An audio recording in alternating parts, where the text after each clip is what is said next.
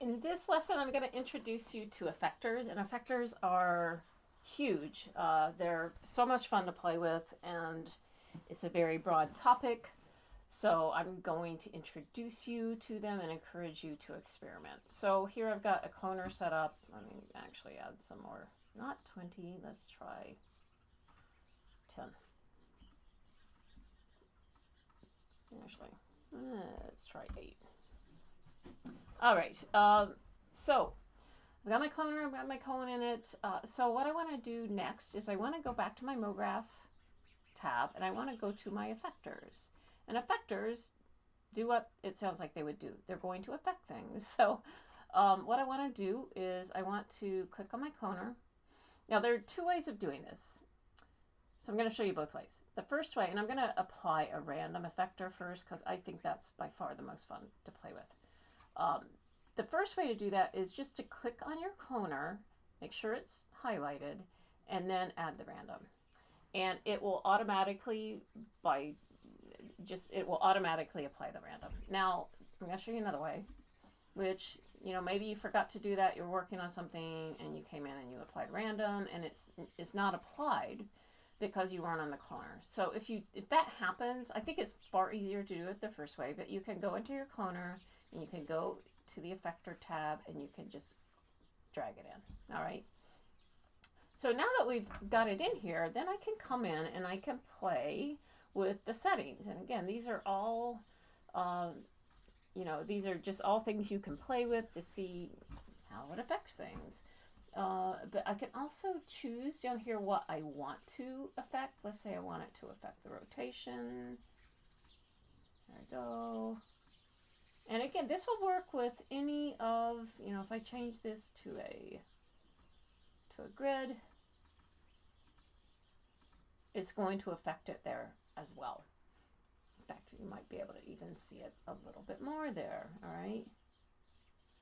And by the way, yes, any of these things I'm doing, I can later go in and animate. Now there's some different types of animation, or excuse me, there's some different types of random you can play with, and they do slightly different things. You can also play with what is called the random seed, which is just changing how programmatically the random is being applied. All right, so let me just move this. Yeah, there we go. All right, so that's random, and again, that's a huge one. You can play with so many things there. Let's see, what else do I want to play with though?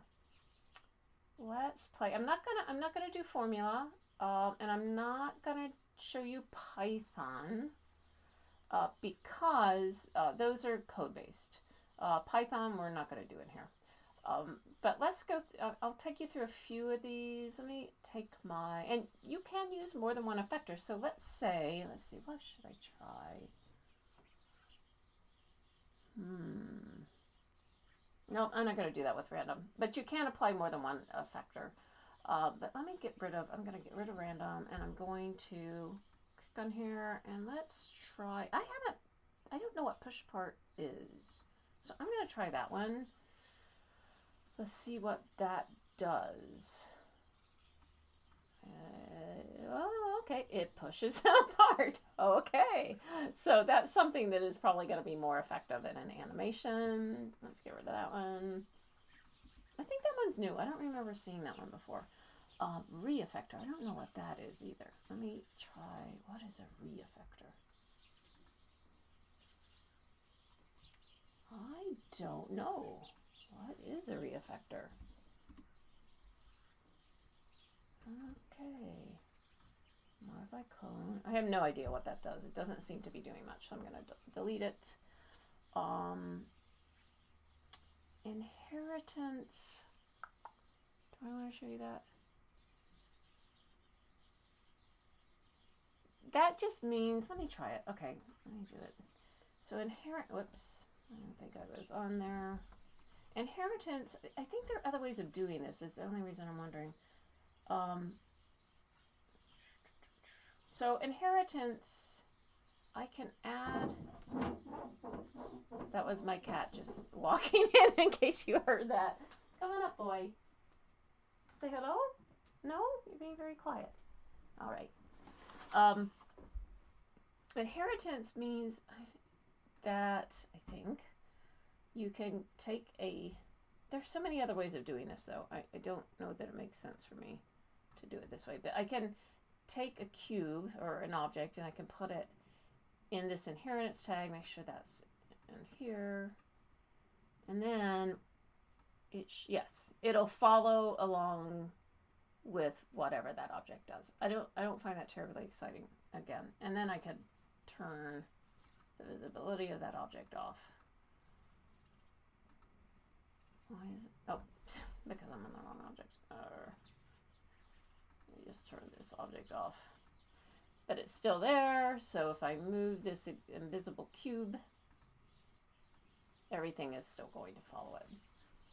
Again, I feel like there's so many other ways of doing that, but that could be helpful. All right, I'll get rid of that one. The sound one is really cool. Don't know that it really applies to anything we're going to do in here, but I'm going to show you anyway because it really is fun. So this allows us to pick a sound. Okay, I don't know what these are. I think they're maybe from GarageBand, not sure. But once I put that sound in,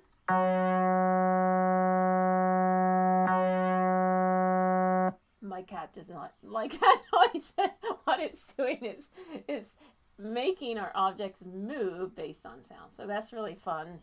Again, not sure how we can apply that necessarily to what we're doing in here. Spline. Whoops. Did it again. Spline. This one's cool.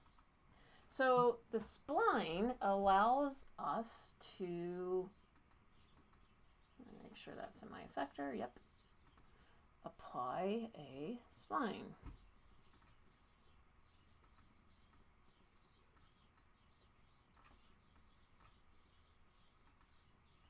Okay. All right. So, whoops. Did I draw two splines? Darn it. I didn't really need to do that. Okay, let me get rid of that one. Okay, so to use the spline effector,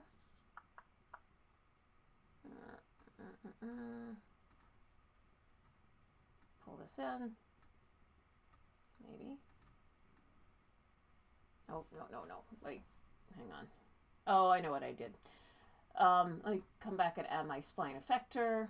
It's going to ask me for a spline down here. So I'm going to grab my spline and I'm going to pull it in. All right, and then I should be able to grab that whole effector. And wow, look at what I did now. All right, so what it's doing is it's now taking these and it's putting them on my spline. All right, which can be anything. It can be anything you draw. Okay, so that's a spline effector. Steps, kind of cool. Let me see. Keep forgetting to click this first. It doesn't really matter. I can do it either way. So step effector does what it sounds like it would do. It changes things from one parameter or one value to another. So here I can change these this way. I can also go into, there's a little spline option down here where I can actually go in and kind of change the way these are changing. So like, let's say the first one over here isn't changing at all, and then they're changing a little, and then I could change this one back to nothing. So you can, and yes, again, I could animate these. All right, so that's pretty cool. That's the step effector. Let's see what else. The target one is really cool. However, it's supposed to, one of the things I should be able to do with it, and I can't get it to work, so maybe you guys can figure it out, but one of the things I should be able to do with this target is have it follow the camera, and I have not been able to get that to work. So I'm not going to show you that one. I'll problem solve it later and figure it out. But this is kind of nice. I can add a target in here. So let me just make cube.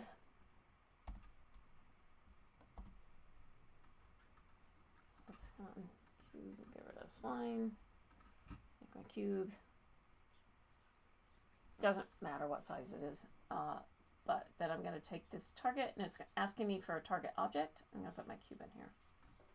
So what that means is now, if I move this cube, oh, you know what? Let me go back. No, I think this will work. Hang on. Let me add some. Before I do that, what I want to do is I'm going to add some randomness. So here's a random. Let's change the rotation. See, is that on there? Yep, I got my random.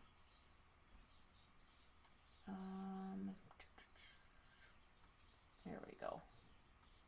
That's good. All right.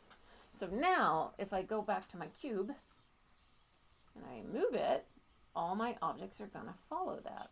All right.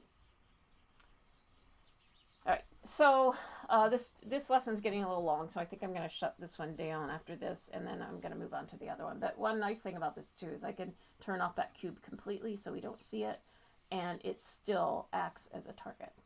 All right, so I'm going to stop this lesson here. On the next one, I'm going to talk about just a couple other things that are really, really fun. All right, so that's this tutorial. Stay tuned for more.